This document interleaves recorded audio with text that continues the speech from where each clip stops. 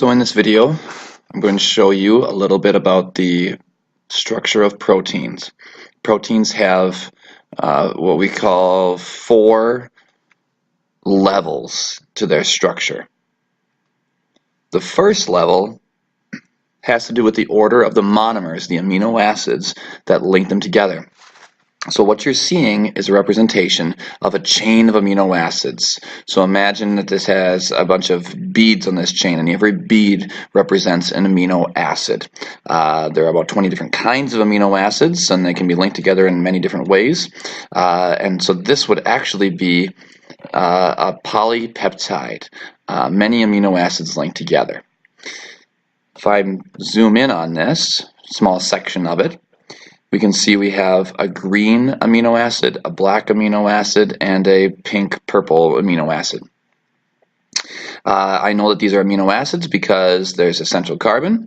Then there should be a hydrogen attached to that central carbon, but that isn't shown just for simplicity. To the left in this orientation, we've got an amino group. One of the hydrogens has been lost, so that it could be joined with the carboxyl group of the neighboring amino acid in a dehydration synthesis reaction. The other side has a carboxyl group that is missing its hydroxyl, or its OH. That was lost when it joined with the hydrogen from this amino group of the neighboring amino acid in a dehydration synthesis reaction. So one more time, we've got an amino group over here that lost its hydrogen when it bonded to its neighbor over here, and we've got a carboxyl group that lost its OH when it bonded to its neighbor over here. We've also got the R group. This is the only thing that makes one amino acid different from the neighboring amino acid. This R group, or variable group, has a carbon attached to a hydroxyl group. This R group is just a methyl group. This one's just simply a hydrogen.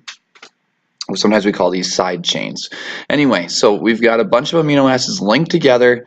They can be different amino acids. There can be a stretch of all the same amino acid. And that is the primary structure of a protein. It's just the order of the amino acids along the chain. Go back. Now what I'm going to do is I'm going to play the animation, and we'll see the second level, or what's called the secondary structure of a protein. What happened was some hydrogen bonds formed between the carboxyl group and the amino groups of non-adjacent or non-neighboring amino acids. In this case, those hydrogen bonds helped what's called a beta-pleated sheet form. Other times, what forms is an alpha helix. So the carboxyl group here is hydrogen bond to the amino group over here. It just kind of depends on the structure of the protein, which of these two different forms take. But those are very common shapes of the secondary structure of a protein, and they occur because of carboxyl and amino group interactions. Now the tertiary structure has to do with that variable group, that side chain, that R group. When they start interacting with each other and with the environment, then the protein folds up again. In this case, the beta-pleated sheet wound up being in the middle, and these alpha helices wound up being on the outside. So those R groups, maybe these R groups are hydrophilic, and they're interacting with the water out here. And the same story goes for these ones. They're hydrophilic, or they're polar, so they're interacting with the water. Whereas these ones, maybe they're hydrophobic, in other words, non-polar. So they're hidden on the inside, not interacting with the water of the interior of the cell. The quaternary structure, the final level of organization in a protein, is when we combine two separate polypeptides. Each polypeptide is all coiled up, all wrapped up according to first the secondary structure, those hydrogen bonds between carboxyl and amino groups, as well as the interactions of those R groups.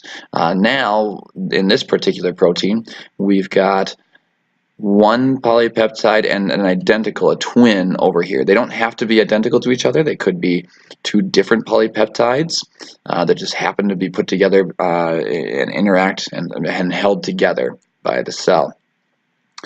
So one more time, the primary structure of the protein is simply the sequence of amino acids. Secondary structure is when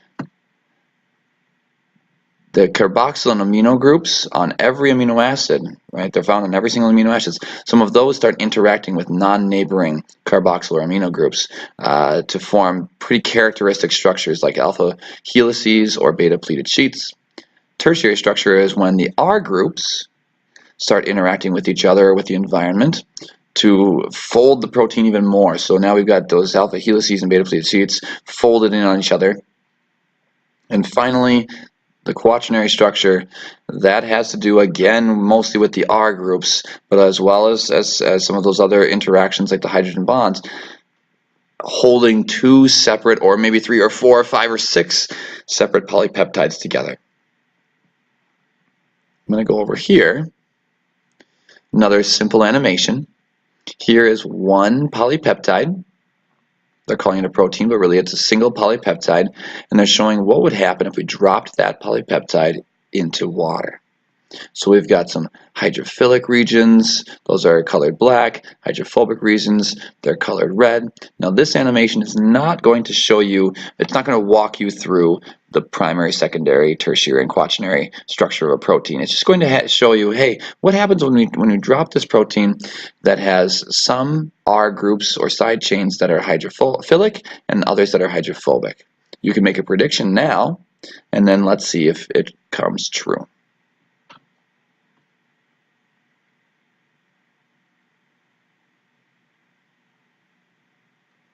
As you can see, the hydrophilic, in other words polar regions, colored black, are interacting with the water molecules.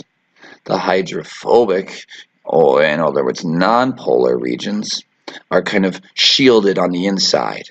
So this is a pretty stable configuration for this particular polypeptide, because those polar regions or hydrophilic regions can be on the outside interacting with the water, and the hydrophobic regions, which it's not that they literally fear water or repel water, it's simply that they have no reason to interact with the water. These regions have much more reason to interact with the water molecules.